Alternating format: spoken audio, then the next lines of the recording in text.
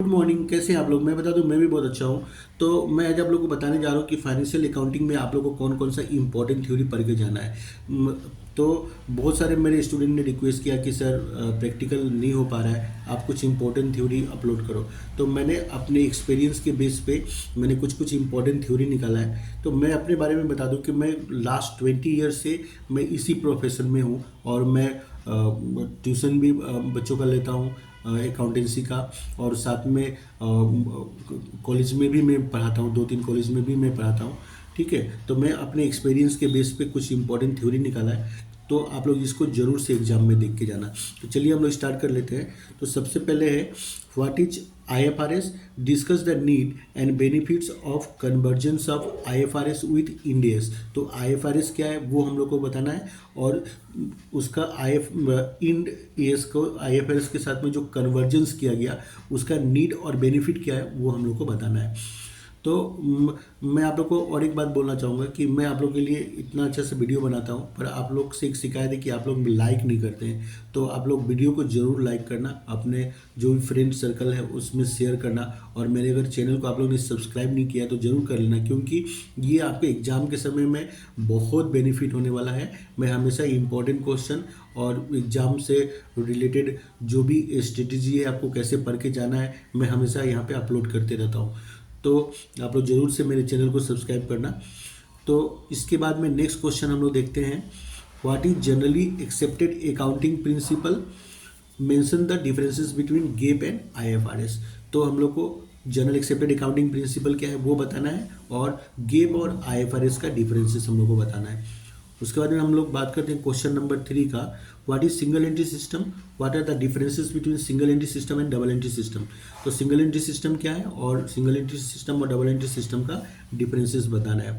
ठीक है, तो लास्ट ईयर जो वो लोग क्वेश्चन आया था फाइनेंशियल अकाउंटिंग का, बहुत ही टफ और स्टैंडर्ड क्वेश्चन सेट किया था लोग। प्रैक्टिकल तो टफ था ही, साथ साथ में थ्योरी तो एकदम अनकॉमन थ्योरी था।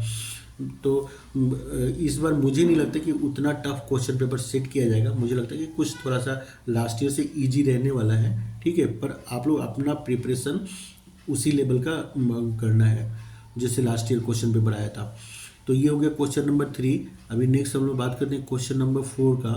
तो यहाँ पे है, what is dissolution of partnership firm, discuss the various modes of dissolution of partnership form.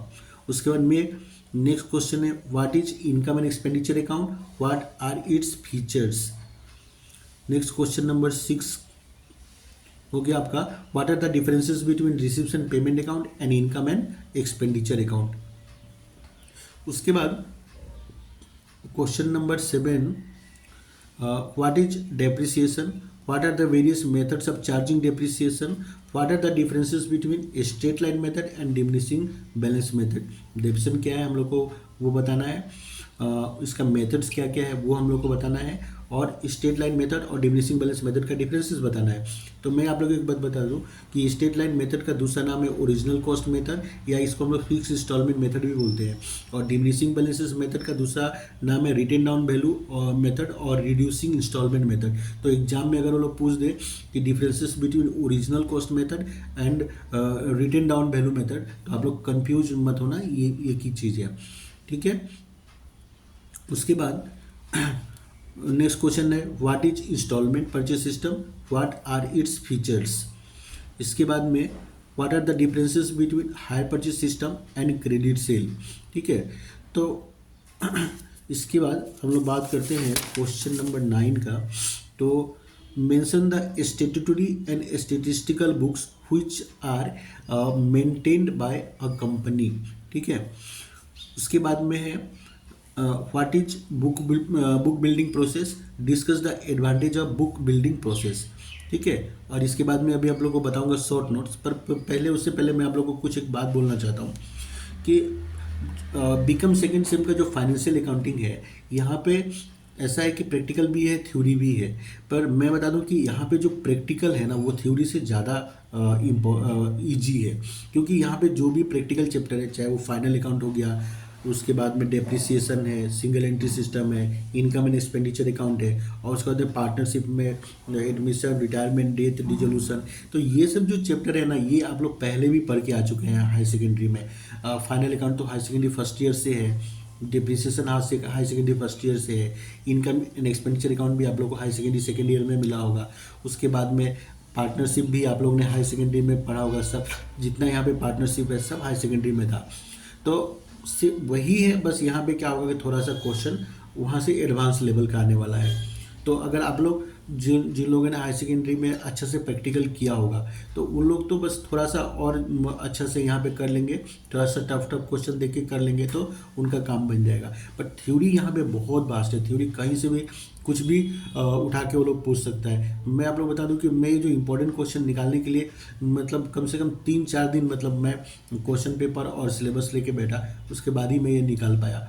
तो मैं तो ये आप लोगों को सजेस्ट करूँगा कि सबसे पहले आप लोग प्रैक्टिकल पे फोकस करना, फिर टाइम बचे तो थ्योरी पर फोकस करना, ठीक है। तो चलिए अभी हम लोग इम्पोर्टेंट शॉर्ट नोट के बारे में बात करते हैं। तो पहला इम्पोर्टेंट शॉर्ट नोट हो गया मनी मेजरमेंट कंसेप्ट। उसके बाद में नंबर 2 हो गया कंसेप्ट ऑफ कंजर्वेटिज्म। उसके बाद में नंबर 3 है मेमोरेंडम रिवैल्यूएशन अकाउंट। उसके बाद में गर्नर वर्सेस मूरे रूल अब्लिक डिसीजन। तो ये वाला जो थ्योरी है ये आप लोग को डिसोल्यूशन चैप्टर में मिल जाएगा ये।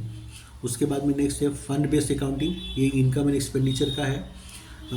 Non trading non profit organisation वाला चैप्टर में आपका मिल जाएगा ये इसका थ्योरी।